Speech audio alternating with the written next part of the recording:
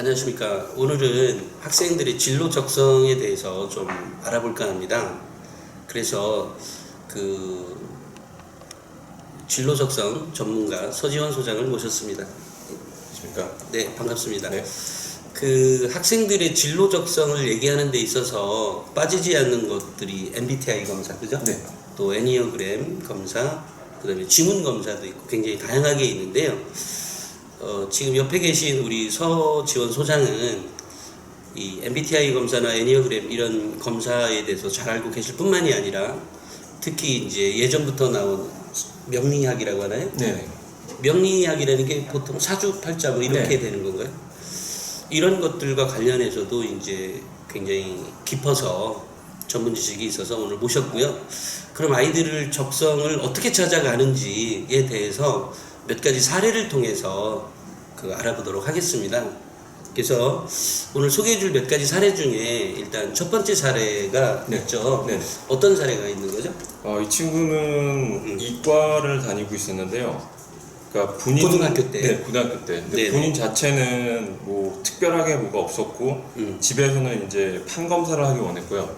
집에서는? 근데 제가 판단하기에는 이 친구는 뭐 그런 쪽 계통이 아니라 전형적인 군인, 그러니까 공무원을 해야 되는 적성이라 이 친구가 대학교 3학년 때 올라갈 때 이제 저는 삼군사관학교로 진로를 변경을 했고 지금도 이제 현직 소령으로 근무를 하고 있습니다.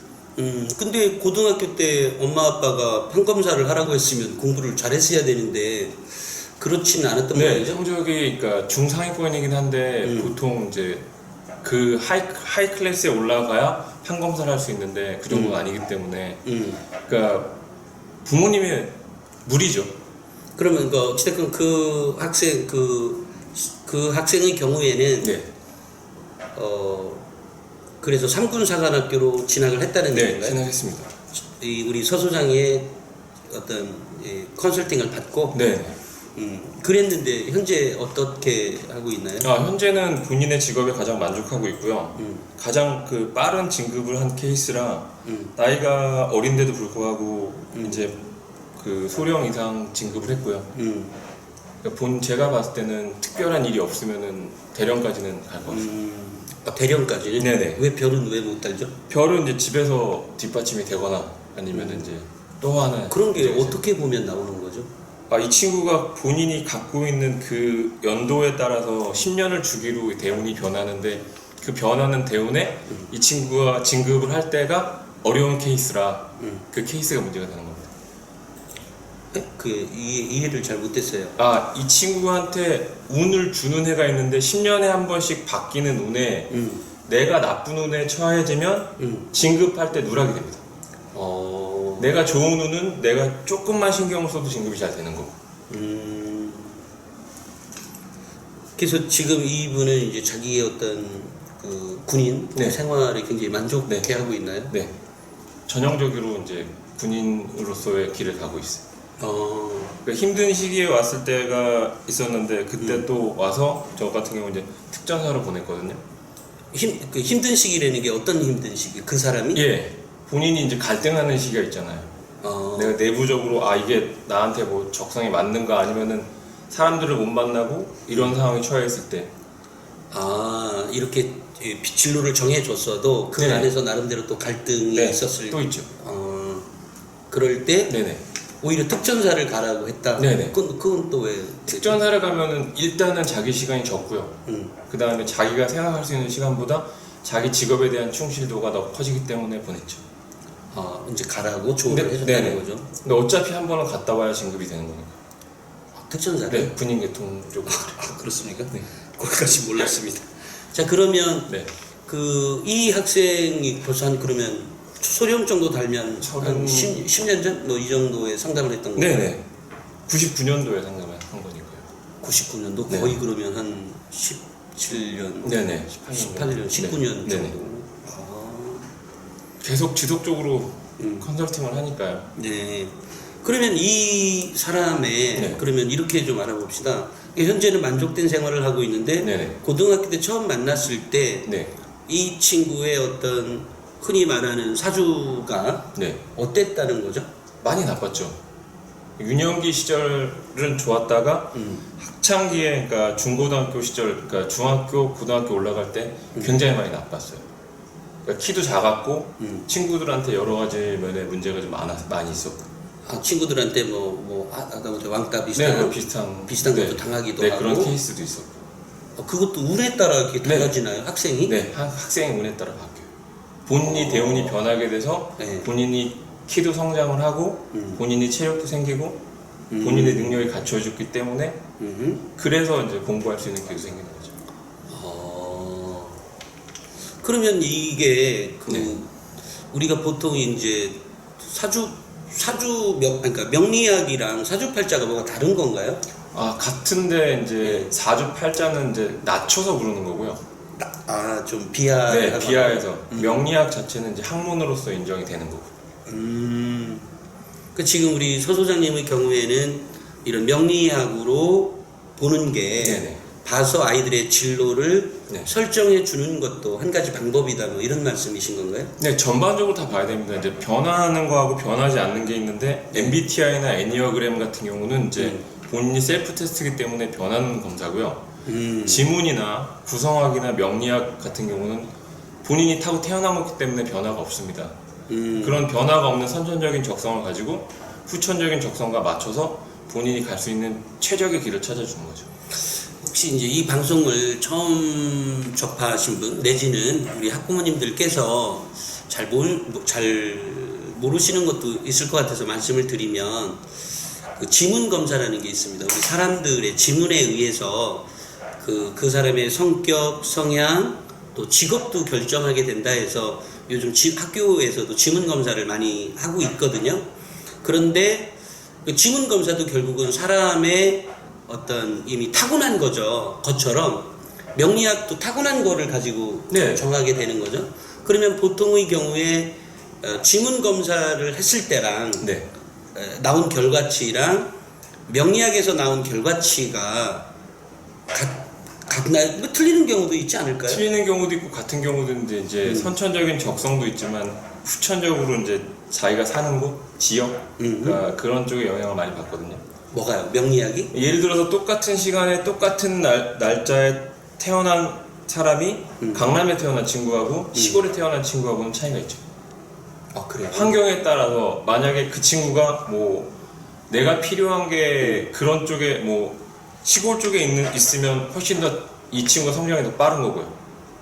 그렇지 않으면 도시에 있어야 될 애가 시골에 태어났으면은 이제 성장이 느린 거고. 아, 그것도 지역에 따라. 네, 지역에 따라. 그러니까 명리학 자체도 저는 잘 몰랐지만 지역이 예를 들어 뭐 시골에 태어났는지 아니면 도시에서 태어났는지에 따라서도 틀리다는 얘기예요. 네네. 그러니까 지문학 같은 경우는 그 크게 말하면 5가지 경우인데 5가지 경우에 파생이 돼봐야 11가지 경우뿐이 안 나오거든요. 네. MBTI 같은 경우는 2가지씩 해서 16가지 경우가 나오는데 지금 그 명리학 같은 경우는 51만 8,400가지 경우의 수가 나오거든요. 그 경우의 수 중에 이 친구한테 어떤 경우가 맞는지를 찾는 거거든요. 그러니까 그 사람의 역량에 따라서 그러니까 이걸 할 수 있는 사람의 역량에 따라서 이 사람을 얼마큼 볼 수 있는지가 달라지죠. 그러면 내가 찾아간 그 사주 명리학을, 그러니까 명리학을 보시는 분이 네. 잘못 볼 수도 있잖아요. 네. 그러면 그래서 저는 한 가지를 보는 게 아니라 전부를 다 보죠. 그러니까 MBTI 검사 기본하고 애니어그램 검사를 하고 지문학 검사를 하고 명리학을 한 다음에 네. 구성학이라는 학문도 같이 있거든요.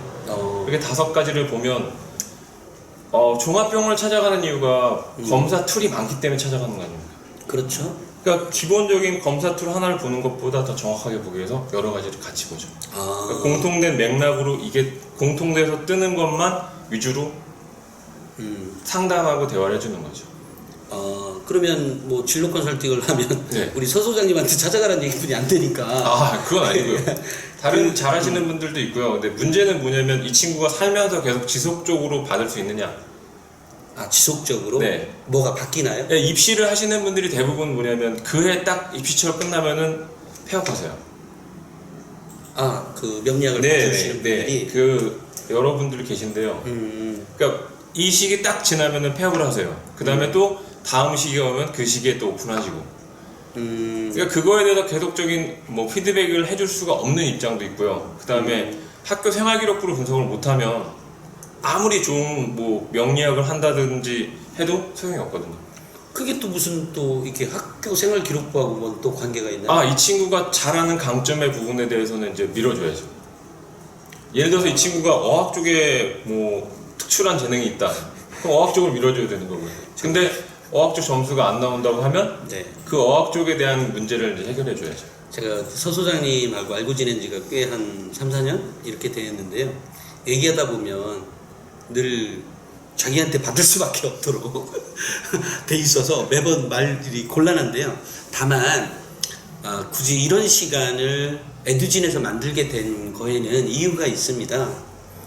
우리도 이제 MBTI 검사 내지는 뭐 애니어그램 검사, 뭐 다양한 진로 설정의 방법, 그 이외에도 학생들의 그 어떤 진로나 직업을 설정하는 뭐 다양한 방법들이 있고 또 뭐 가치 체계도 있고 뭐 굉장히 다양한 것들이 있는데 뭐 그렇게 이 어떤 기사를 작성하다 보니까 어느 순간에 이제 도달했던 게 그럼 사주 명리학은 과연 잘 맞는가에 대해서 그랬고 지금 서 소장님하고 이제 많은 대화를 통해서 실제 아이들에게 진로 설계를 해줄 때에 이 사주 명리학이라는 것도 분명히 한 가지 방법으로서 굉장히 과학적으로 이렇게 추천해 줄 수도 있겠다라는 생각을 갖게 되었어요. 그래서 이제 이런 시간을 가져봤는데요.